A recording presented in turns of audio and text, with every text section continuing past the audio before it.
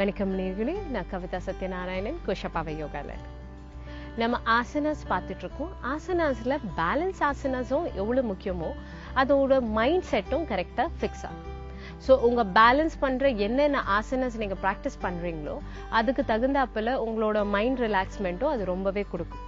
So balancing asanas உங்களுக்கு பொறுமைத்தனம் ரொம்ப கொடுக்கும். பேஷன்ஸா இருப்பீங்க, உங்களோட மைண்ட் ஃப்ரீயா இருக்கும், உங்களோட பிரெயின் ஆக்டிவிட்டிக்கு இது ரொம்பவே ஹெல்ப்ஃபுல்லா இருக்கும். ஸோ அந்த மாதிரி ஒரு ஆசனா தான் உத்தித பத்மாசனம். உத்தித பத்மாசனம் எப்படி பண்ணலான்னுட்டு பார்க்கலாம். ஸோ இதுக்கு பேலன்ஸ் தேவை. ஆனா பேலன்ஸ்க்கு பிளஸ் உங்களோட ஸ்ட்ரென்த்.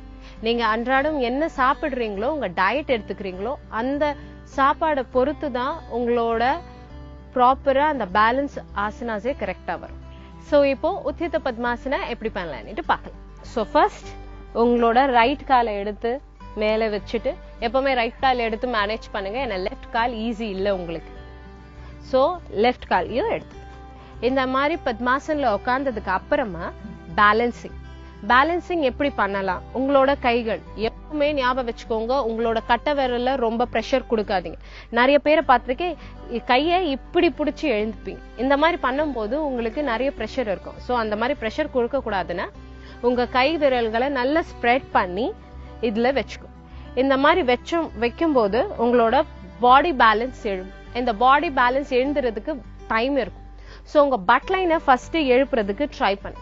இந்த மாதிரி பட் லைன் எழுப்பும் போது சரியா இருக்கா பாரு.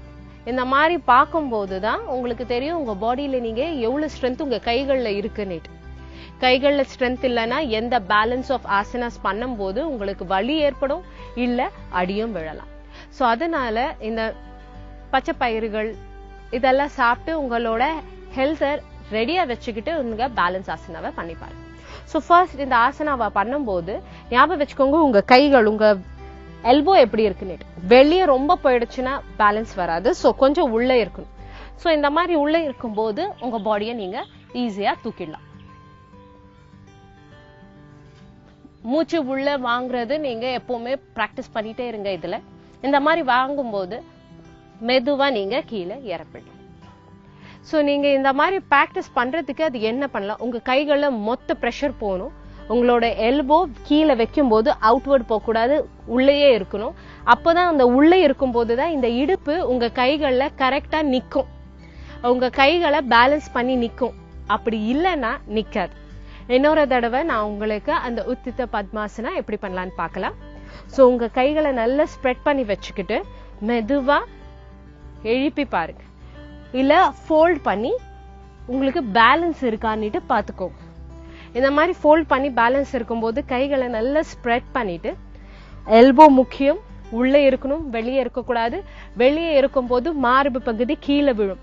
கீழே விழும்போது பாடியில நிறைய வெயிட் பேஸ்ல இருக்கிறதுனால தூக்க முடியாது. ஸோ நீங்க ஸ்ட்ரெயிட்டா உட்காருங்க, எல்போவை உள்ள தள்ளிட்டு மெதுவா நீங்க எழுப்பிடலாம்.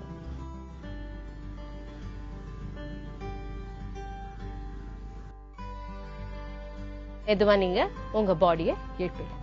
உத்தித பத்மாசனா பண்ணும்போது ப்ரிப்பேரேட்டரி போஸ் ரொம்பவே முக்கியம். உங்களோட பாடி தொடையில வலி ஏற்படுதா இல்லையான்னுட்டு ஃபர்ஸ்ட் பார்க்கணும். அதுக்கப்புறமா உத்தித பத்மாசனா பிராக்டிஸ் பண்ணணும். அதுக்கு என்ன பண்ணலாம், எப்படி ப்ரிப்பேரேட்டரி போஸை நாம ரெடி பண்ணிக்கலாம். ஏன்னா ஃபர்ஸ்ட் டே செகண்ட் டே எல்லாம் வர்ற இதுக்கெல்லாம் சான்சஸ் இல்லை. ஸோ அதுக்காக நம்ம பாடியை ரெடி பண்ணிக்கிட்டு நீங்க டெய்லி ப்ராக்டிஸ் பண்ணும்போது தான் உங்களுக்கு வரும். நிறைய பேரு பாடியை எழுப்பும் போது ஸ்விங் பண்ணிட்டு எழுப்பிப்பாங்க. அதாவது ஊஞ்சல் மாதிரி முன்னாடி பின்னாடி எழுக்கிறதுக்கு ட்ரை பண்ணுவாங்க. அப்படியும் பண்ணலாம். ஒன்லி திங் இஸ் பேலன்ஸ் கரெக்டா இருக்கணும். ஸோ இன்னைக்கு அந்த ப்ரிப்பேரேட்டரி போஸும் எப்படி பண்ணலான்னுட்டு பார்க்கலாம். ஸோ ஃபர்ஸ்ட் நீங்க பத்மாசன்ல வந்துடுங்க. வரும்போது உங்க ஆங்கிள் எப்பவுமே கைகளால பிடிச்சு ஒரு சர்க்குலர் மோஷன்ல திருப்பி பாருங்க. ஒரு ரிவர்ஸ் போஷன், 3 தடவை முன்னாடினா 3 தடவை பின்னாடி, இந்த மாதிரி பண்ணிட்டு உட்கார வைங்க. ஏன்னா பிராக்டிஸ் பண்ணும்போது நிறைய ஸ்ட்ரெயின் உங்க ஆங்கிள்ல இருக்கும். ஸோ அந்த மாதிரி பண்ணதுக்கு அப்புறமா உங்க இன்னொரு கால்கள்லயும் முன்னாடி பின்னாடி பிராக்டிஸ் பண்ணிட்டு ஏப்பி. இந்த மாதிரி பத்மாசன்ல உட்கார்ந்ததுக்கு அப்புறமா உங்க கைகளோட சுண்டு விரலை எடுத்து உங்களோட பேஸ், அதாவது கட்டை விரலை எடுத்து உங்க சுண்டு விரல் பேஸ்ல வச்சு க்ளோஸ் பண்ணுங்க. ஸோ அதே மாதிரிதான் இன்னொரு கைகள்லயும் சுண்டு விரலுக்கு பேஸ்ல எடுத்து க்ளோஸ் பண்றேன். இந்த மாதிரி க்ளோஸ் பண்ணும்போது உங்களோட ஃபர்ம், அதாவது பேலன்ஸ்க்கு ரொம்பவே ஒரு ஸ்ட்ரென்த் கொடுக்கும். இன்னொன்னு உங்களோட பர்சனலி உங்களோட கேரக்டரை நல்லா டெவலப் பண்ணிவிடும்.